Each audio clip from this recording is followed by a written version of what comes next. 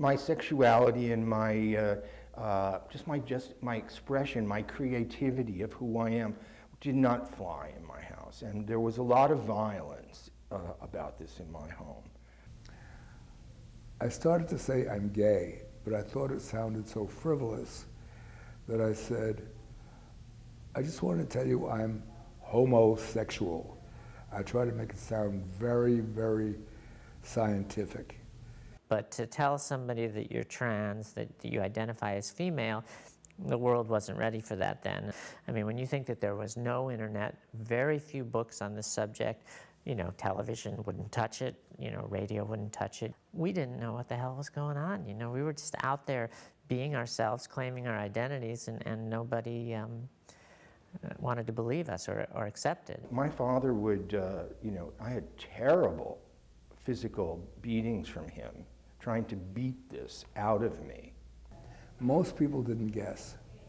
And and that used to be a mark of pride.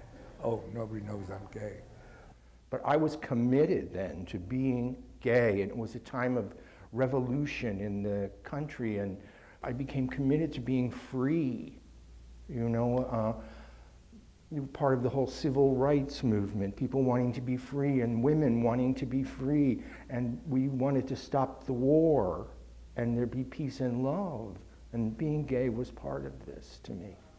You know, you try to purge everything, you know, I tried to bury these feelings and you know, conform to society and do all that, but that didn't work for me, and that's not who I was, and I mean, I literally was standing at the edge of a cliff ready to jump off because I'd come out and it had gone disastrously, and I decided to go see a therapist and get some help, some support, and it was the best thing I've ever done in my life. Somehow I just was going to take a stand and put my foot down. Enough was enough with this. I was not going to be beaten by him, nothing, no more. I said, if you do not accept me being gay, you will never see me again. I really declared who I was, and I was brave enough to do it to a man who had almost killed me.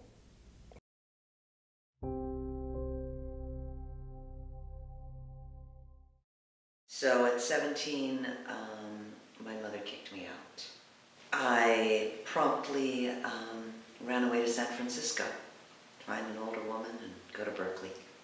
Didn't quite work out, and I wound up for 9 months hanging with the street kids. Most of the kids were bisexual or gay. Most of the kids had been kicked out by their parents. And in order to survive, the kids turned to petty thievery. They sold drugs to each other, and sometimes they slept on couches, and they weren't really going to sleep on the couch. And very few kids get back home. And very few are ever the same.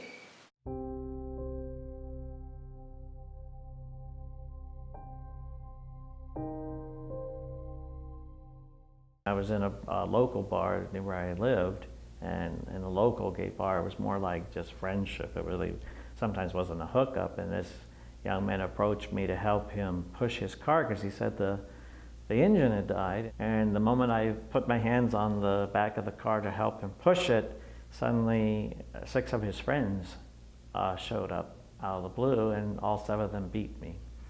At that time, we were actually right across from a restaurant, and people were sitting there eating in the window, watching me get beat up and not lifting a finger because I just came out of that gay bar.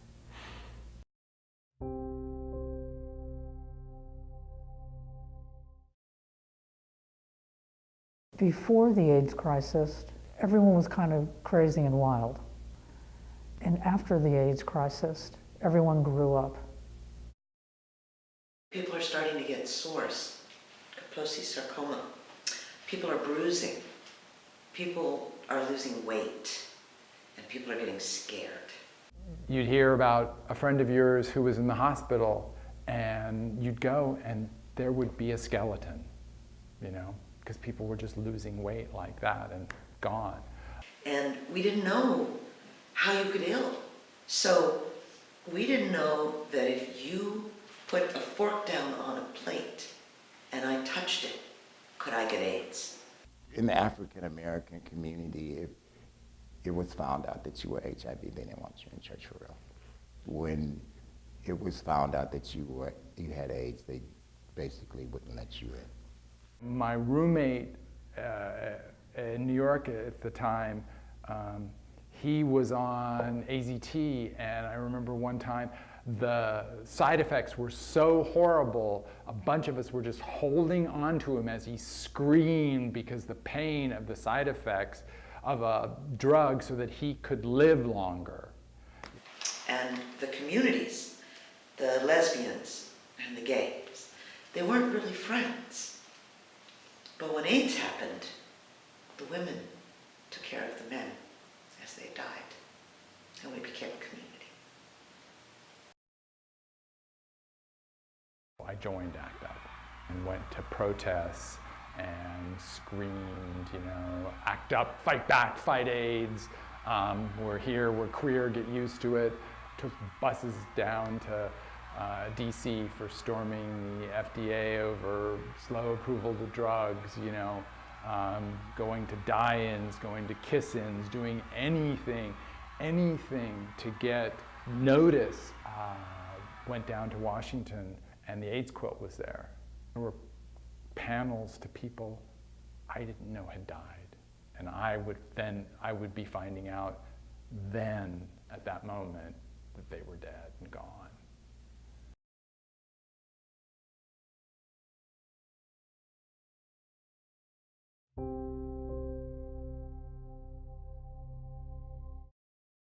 I have always considered myself part of a movement, part of a candidacy. I wish I had time to explain everything I did. Almost everything was done in the eyes of the gay movement. He was, you know, this guy and that woman and this transgender person.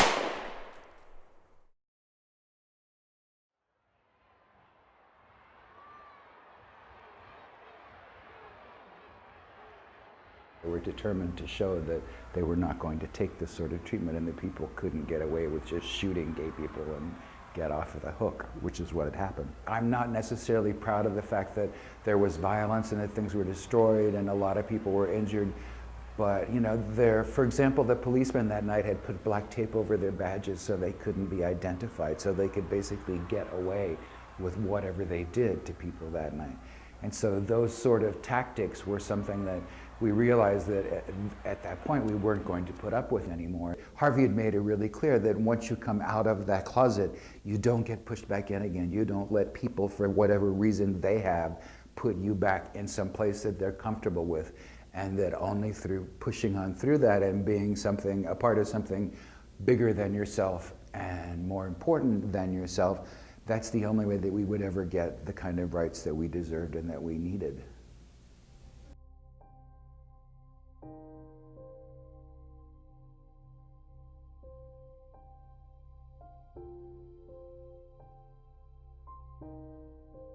Study, find books from people who have already looked at those scriptures that are usually used against you and show how they were incorrectly interpreted so that you could say, oh, I don't have to be afraid of those scriptures no more. It's going to be okay. Your child is not going to hell. You know, you're not a failure as a parent. You're only a failure as a parent if you don't support your child, and if you push your child away, and if you throw your child away. Not everyone has to like you, but they must respect you. To know that there's a whole world out there of accepting people. And I've seen them. I've seen them every place. I've seen them in South America. I have seen them in the streets of London. I've seen them in Berlin. I've seen them in St. Petersburg, Russia, one of the most homophobic areas in the world. There are people who will accept you and gravitate towards those people because, quite frankly, you don't need the rest of those people in your life. Give love. If you want to receive love, also give love. Don't just wait for people to love and accept you. It's a two-way street. There are states, even though there's now gay marriage and we've run that fight, there's still states, though, that once they get married, they still could be kicked out of their jobs. Don't just be passive and just enjoy your rights, but rather continue the fight. Take what we've done and take it further.